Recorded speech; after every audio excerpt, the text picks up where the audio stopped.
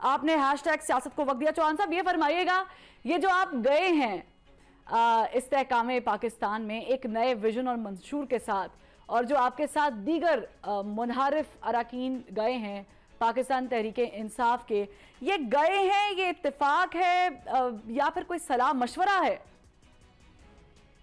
बिस्मिल्लाहिर्रहमानिर्रहीम।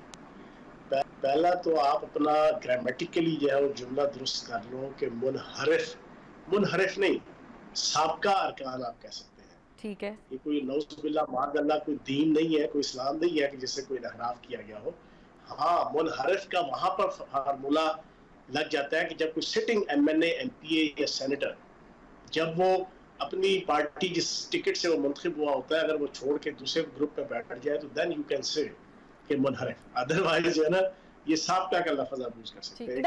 that doesn't suit on you, लेकिन there are so many examples that I can give right now कि जो ज़ाहिर है कि मुनहरिफ की कैटेगरी में आता है। लेकिन चले let's continue with that। मैंने ग्रामेटिकली मैंने क्या फिक्रा दुरुस्त कर दी। दूसरी चीज, अच्छा, तो ये कहते हैं ना कुछ भी रवा औखिया कुछ गल विच गम दा तोख भी सी, कुछ शहर दे लोग भी जालिम सन, कुछ सन बंदा शौक भी सी। असल मसला ये है कि पार्टी चेयरमैन ने, पार्टी लीडर ने 9 मई को पार्टी का जो त्यारा था उसकी जो उड़ान थी उसको जमीन की तरफ करके ऐसा जमीन पे मारा कि कोई बंदा अब हिल ही नहीं सकता वहां से। सारे जख्मी, बेहाल, बदहाल, हजारों खानदान तबाह है, हजारों खानदानों की माएँ, बहनें, बेटियां, बच्चे, जवान, बुजुर्ग जेलों में है, पूरा खानदान खज्जल हो रहा है।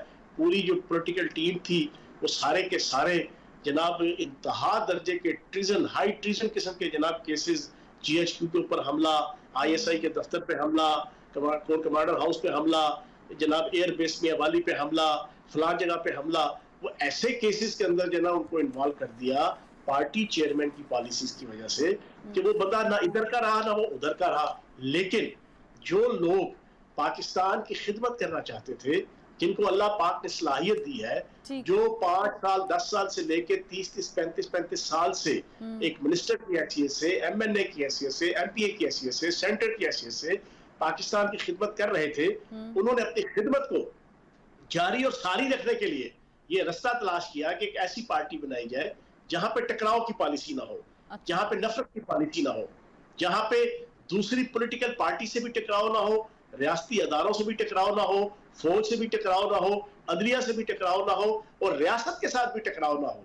वहां पे तामीर हो, तरक्की हो, इस्तेहकाम हो, टॉलरेंस हो, बर्दाश्त हो, दूसरी पॉलिटिकल पार्टीज के साथ बैठ के पाकिस्तान की सॉवरेनिटी और उसकी बका के जो इश्यूज हैं। लेकिन आपकी बात बिल्कुल दुरुस्त है, ठीक है कि हम ज़ाहिर है कि इस्तेहकाम पाकिस्तान के क़याम पे भी बात करेंगे, लेकिन यानी आप कहना चाह रहे हैं कि जो पाकिस्तान तहरीक इंसाफ के चेयरमैन थे वो ये सारा कुछ इंस्टिगेट करते रहे हैं अपने कारकुनान में, उनको ये तालीम दे रहे हैं और तभी ये नौबत आन पहुंची 9 मई वाली।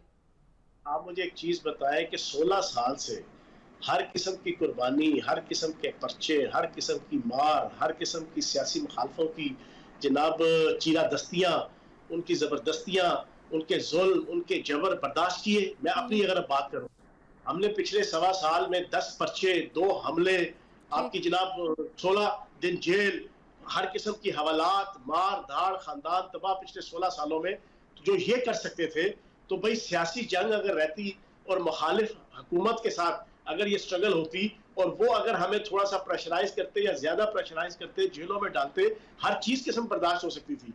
लेकिन जब आपने रियासत और फौज के साथ टकरा दिया और फौज की तंसीबात के ऊपर हमले करवा दिए कि जो इंडियन रॉ और साहब, आप उनकी पार्टी में रहे हैं, आप उनकी पार्टी में एक प्रोमिनेंट फेस रहे हैं, आप ज़ाहिर सूबाई वजीर रहे हैं, मुझे बताएं कि ये नौबत आई कैसे कि उन्होंने जो पार्टी चेयरमैन है वो इस नहज पे पहुंचे, क्यों और कैसे करके?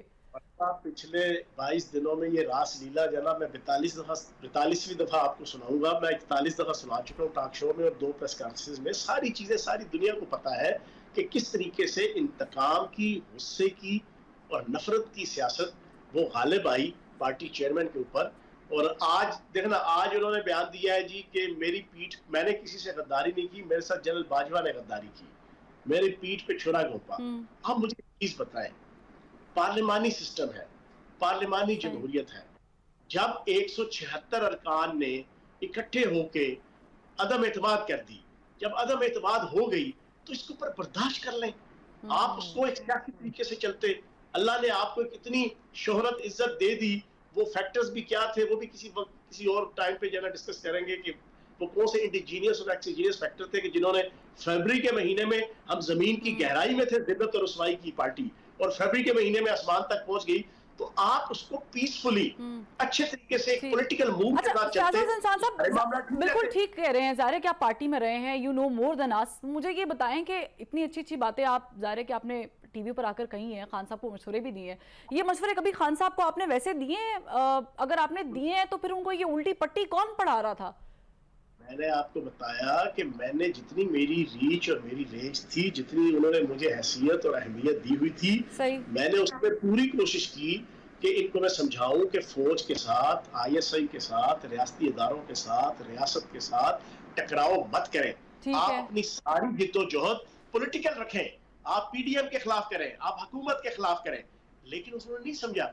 अब जिन्होंने समझाना था, ये बड़ी एक लंबी दास्तान है, पब्लिक को किन्होंने समझाना था? मैं चाह रही हूँ ना कि we just need to dig out, क्योंकि जाहिर है जिस पार्टी में आप अभी एग्जिस्ट करते हैं इस्तेकाम पाकिस्तान, उसमें फवाद चौधरी साहब भी एग्जिस्ट करते हैं, और फैसल वाउडा ने ऑन रिकॉर्ड प्रेस कॉन्फ्रेंसेस में, महमूद मौलवी साहब ने हमारे प्रोग्राम में भी कहा कि आस्तीन के सांप हैं। फैसल वाउडा साहब कहते रहे इर्द गिर्द के लोग हैं। अब मैं क्या डिस्कस करूं कि परवेज लाई साहब की जो ऑडियो लीक हुई थी उसमें उन्होंने कहा कि ये पहले पकड़े जाते फवाद साहब तो शायद असेंबली भी ना टूटती। आपको लगता है कि वाकई फवाद साहब उन आस्तीनों के सांप में से एक है? ये तो आप उनसे पूछे, लेकिन जो चीजें नजर आती हैं वो सारी दुनिया देख रही थी ना। पिछले 1.25 साल में अप्रैल 2022 से लेके 9 मई 2023 तक जितनी 5 से 10 फुटेज चलती थी बनी गाला की और फिर ज़मान पार की, और स्पेशली आखिरी 10 महीने जो ज़मान पार की चलती थी, उस पर किन लोगों की तस्वीरें होती थी, कौन मीटिंग्स के अंदर बैठा होता था, सहाफियों की, कमेटी की, वो आप खुद ज्यादा अच्छे तरीके से जानती है ना सारों को। तो उनका ज्यादा फर्ज बनता था कि वो ये चीज समझाते, लेकिन अगर उन्होंने नहीं समझाया तो ये आप उनसे सवाल पूछें। मैंने तो अपने तय आखिरी जो 13 दिन थे या 9 दिन थे आखिरी, उसमें मैंने 2 मूव्स थी GHQ की तरफ जनाब जाने की, मैंने वो नाकाम की, मैंने अपना हक अदा किया। उससे पहले मैं दामे दरमे सुखने पार्टी के अंदर समझाता रहा कि ये वाली स्ट्रेटेजी ठीक नहीं है। मैंने जुल्फी बुखारी को जेल के अंदर, जो जेल भरो तहरीक में हम 8 दिन इकट्ठे रहे, वहां पे मैंने समझाया कि निकलने के बाद अभी आपको प्रॉब्लम नहीं है फवाद साहब के आपकी सेम पार्टी में, सेम प्लेटफॉर्म पे मौजूद होने से? मुझे कोई इशू नहीं है, मैं तो अपनी सोच और अपनी आइडियोलॉजी के तहत इस पार्टी के अंदर हूँ। ठीक है, आप उनसे सवाल पूछ लें। अच्छा, आपको वैसे जाहिर है कि आप इतने बड़े सियासतदान हैं, आपने नशेबो फराज भी देखे हैं, आपको लगता है कि जो नाम सामने आए हैं आपकी पार्टी में, बहुत सारे लोग सामने वाली पार्टी से उठकर यहाँ पर आए, ये टिकने वाले हैं या ये मौसम के साथ चले जाएंगे? देखो बात ये नहीं है, आपका कायद-ए-आज़म रहमतुल्लाह अलैह कांग्रेस में थे, कांग्रेस से जो है ना वो आपके मुस्लिम लीग में आगे थे। आपकी तहरीके पाकिस्तान के अंदर जो है ना जिन्होंने तहरीके पाकिस्तान में पाकिस्तान बनाया था, मुस्लिम लीग की क़यादत, उनमें से जनाब 90% लोगों ने जनाब कांग्रेस से यूनियनिस्ट पार्टी से मुस्लिम लीग, ये चीजें नहीं है। बात यह है कि आपका ऑब्जेक्टिव क्या है, आपकी आइडियोलॉजी क्या है, आप क्या चीज लर्न करने के बाद आप किसी दूसरे प्लेटफॉर्म पे आए हैं। हमने ये लर्न किया कि रियासत के साथ टकराव, नफरत की सियासत और जनाब फसाद की सियासत, नबी पाक सल्लल्लाहु अलैहि वसल्लम का कौल अक़दस है कि फसाद फिल अर्ज कुफर से बदतर है। बिल्कुल बेशक। और जितने औलिया हैं, जितने सहाबा इकराम हैं, अहले बैत है, सबका ये कौल है।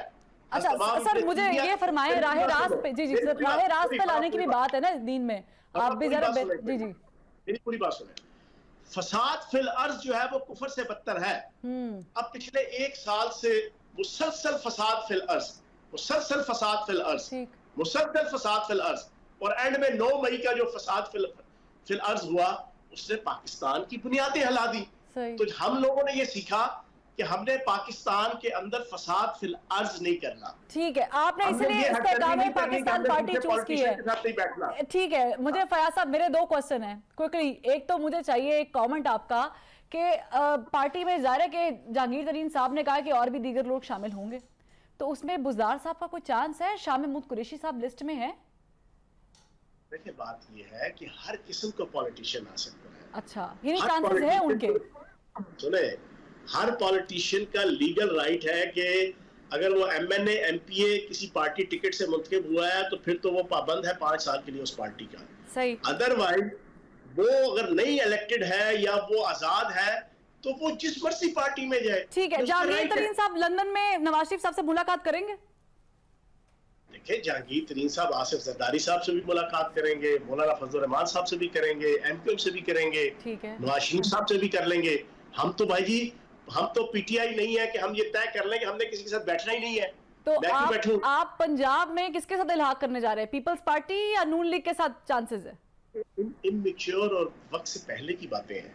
अभी तो हम अपनी पार्टी को मुस्तहकम कर रहे हैं। पार्टी के अंदर अभी दूसरी और तीसरी लॉट आएगी तो आप भी हैरान होंगे और बहुत से पॉलिटिकल हलके भी हैरान होंगे और मीडिया के हलके भी हैरान होंगे। अभी बड़ी लॉट आनी है इस पार्टी के अंदर और इंशाल्लाह एक अच्छी मजबूत और मजबूत पार्टी एक और जमात भी आपके मुकाबले में, आपके साथ एक और जमात के जन्म लेने की भी बातें हो रही हैं। ऐसी कोई बातें हैं, कोई तस्दीक है?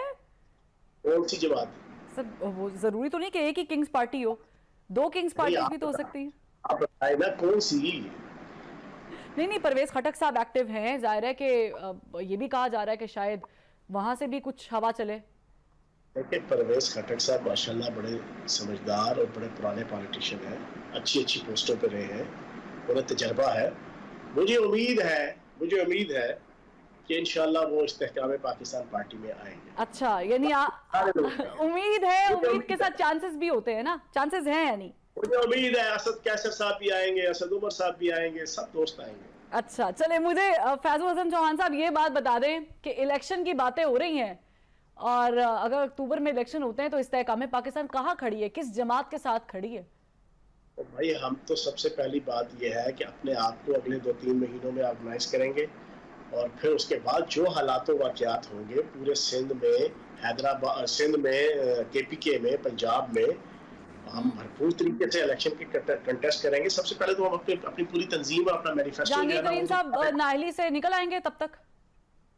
जहांगीर तरीन साहब नाअहली से निकले या ना निकले, ठीक, उनकी जो हम्बल और पोलाइट पर्सनैलिटी है उसके तहत इस्तेहकाम पाकिस्तान पार्टी भी एक हम्बल तरीके से, एक पोलाइट तरीके से जो है वो पाकिस्तान की सियासत में एक नरमी की। तो पंजाब में हम देख रहे हैं इस्तेहकाम पाकिस्तान को, इस्तेहकाम पाकिस्तान की जनाब सियासत करेंगे। और मेरी ये जो फॉर्सी है कि पंजाब के अंदर जो हुकूमत है वो इस्तेहकाम पाकिस्तान पार्टी की इंशाल्लाह होगी। ठीक है, यानी आपने तय कर लिया, तो मुझे बताएं कि कोई नाम भी होगा वजीर आला के लिए? ये वक्त से पहले है यार। नहीं सर, आपको मिनिस्ट्री तो मिल जाएगी पंजाब में, ये तो मुझे मालूम है, लेकिन वजीर आला का नाम भी तो होगा ना? अल्लाह पाक की जात बेहतर जानती है। नीयत नेक है, हमने पाकिस्तान की तामीर, तरक्की और इस्तेहकाम के लिए जद्दोजहद करनी है। अल्लाह पाक रास्ते खोलेगा। अगर आप पंजाब में हुकूमत बनाने के लास्टली पूछ रही हूँ तो नून लीग को आप अपोजिशन में देख रहे हैं? नहीं, साथ देख रहे हैं? नहीं भी पॉसिबल।